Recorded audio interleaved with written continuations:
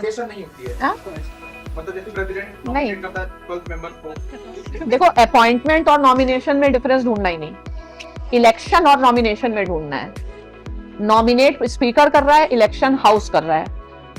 अब जो हाउस ने इलेक्ट कर दिया तो हाउस अपॉइंट कर दे रहा है, वो कमेटी बना देना।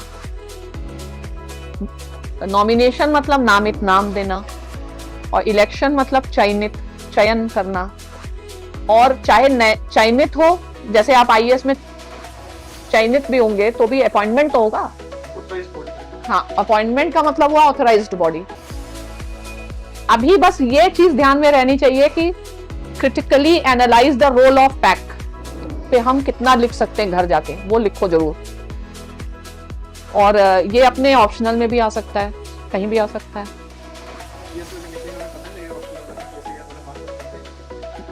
मार्क्स नॉलेज के लिए थोड़ी मार्क्स काटा जाता है, नहीं, ये सब विम्स एंड फैंसीज हैं। अब इतना हमने बताया, हमारे डिस्कशन से पहले जो आप उसके प्रोस कॉन सोच रहे थे वो एनालिटिकल नहीं सोच रहे थे, हैं?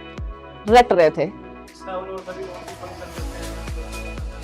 हाँ, लेकिन अभी अब इसका तभी फायदा, अभी जो लाइब्रेरी में जाके अभी यही फिर से सोच के लिखो। क्वेश्चन ऐसे लिखो, importance of institutionalisation of parliamentary committee, evaluate the status of PAC. इनका खुद ही अगर सिस्टम में डीआरसी ला रहे हैं, जेपीसी ला रहे हैं, यानी प्रॉब्लम है। प्रॉब्लम एक टाइम इतनी बढ़ गई कि जन आंदोलन करना पड़ा। लोग कह रहे हैं हम तो ट्रस्ट नहीं करते, हमें जन लोकपाल और ये सारी चीजें लाओ। फिर पीआरएस सीआरएस की रिपोर्ट्स होती है। जब पार्लियामेंट फंक्शन ही नहीं कर रहा, रिपोर्ट डिस्कशन कब होगा? तो पार्लियामेंट के मिनिमम वर्किंग आवर्स हो, रिपोर्ट रिकमेंडेशंस बाइंडिंग हो, नहीं कुछ नहीं है ऐसे।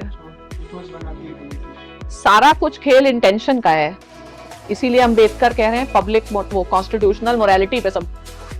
अगर आप इस या फिर डेमोक्रेटिक कल्चर इस्टेब्लिश, और क्या, हर चीज का यही कंक्लूजन है। हाँ हाँ, देखो, डिपार्टमेंट रिलेटेड स्टैंडिंग कमेटी, इसके 4 काम है। पहला काम है बिल। पहले एडहॉक बनाते थे, तो अब एडहॉक बनाते ही नहीं थे, तो कम से कम एक बिल का के लिए। दूसरा है मिनिस्ट्री की एनुअल रिपोर्ट, यानी मिनिस्ट्री ने साल भर क्या किया, वो रिकमेंडेशन।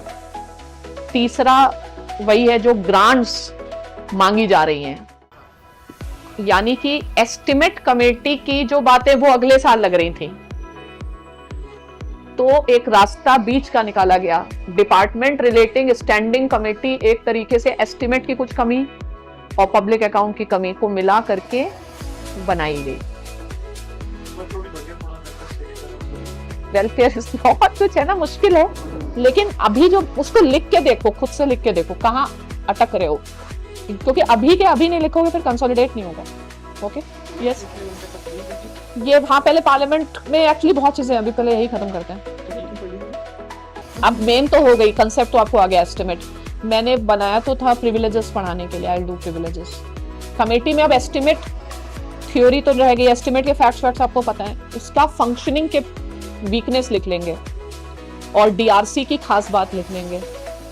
फिर प्रिविलेजेस पढ़ लो, प्रिविलेजेस, ऑफिस ऑफ प्रॉफिट और एंटी डिफेक्शन लॉ।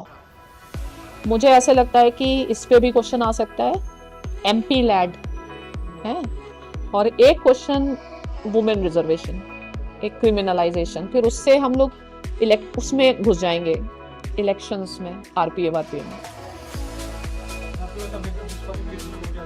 हाँ, वही सब। लेकिन ऐसे तो पॉइंट्स भी नहीं, स्टोरी में याद रखना है ना, तो फिर रहेगा याद। लिख के दिखाना। अच्छा, हाँ, आप क्या दिखाना, ये क्या है? पेन दे दो। जो लैंग्वेज है वो बहुत ज्यादा मैकेनिकल है, खुद ही को कोई बात नहीं, जैसे डीआरसी खुद को लिखा। मेरी अंडरस्टैंडिंग क्या होगी, आपने नोट्स बनाए, अपनी समझ से बनाए। ये हाँ, यस मैम। जैसे क्या है कि ये मैंने एक बार पढ़ा डीआरसी क्या है, और ये क्यूईटी का, ये क्यूईटी में जो समझाया था उसको फिर मैंने अपने उस पर लिखा कि मतलब मेरे को क्या कितना समझ में आता है। डीआरसी को लेकर। फिर कल ही आपको वो दे रहा था कि आप स्टैंडिंग कमेटीज पे लगाएंगे, तो मैम आ गया कंसोलिडेट कर लिया। मैंने तो वैसे बच्चों को बताया भी था कमेटी सिस्टम पढ़ो, ये functions, consider demand for grants, consider annual report. हाँ, लेकिन यही है, जैसे ये पता होना चाहिए ये वाले बिल, क्योंकि एडहॉक को इससे रिप्लेस किया गया और इसका मेन काम बिल का ही है, और ये पॉलिसी मैटर को एनालाइज कर सकते हैं।